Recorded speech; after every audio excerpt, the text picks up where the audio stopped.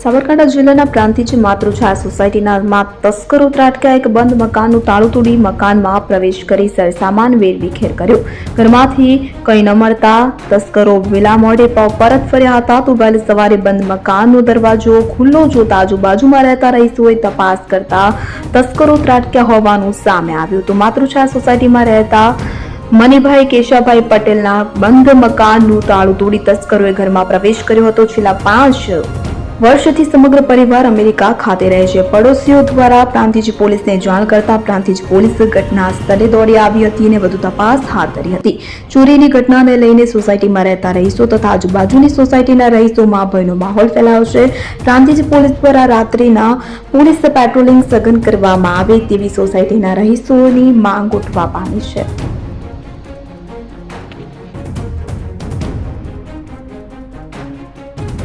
સાબરકાંઠા જિલ્લાના પ્રાંતિજ માતૃછાયા સોસાયટીના તસ્કરો ત્રાટક્યા. એક બંધ મકાનનું તાળું તોડી મકાનમાં પ્રવેશ કરી સરસામાન વેરવિખેર કર્યો.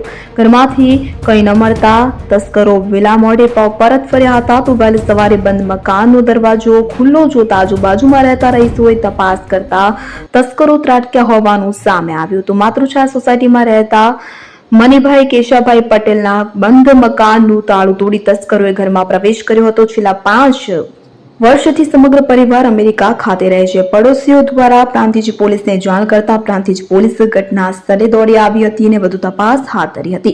ચોરીની ઘટનાને લઈને સોસાયટીમાં રહેતા રહીશો તથા આજુબાજુની સોસાયટીના રહીશોમાં ભયનો માહોલ ફેલાયો છે. પ્રાંતિજ પોલીસ દ્વારા રાત્રિના પોલીસ પેટ્રોલિંગ સઘન કરવામાં આવે તેવી સોસાયટીના રહીશોની માંગ ઉઠવા પામી છે.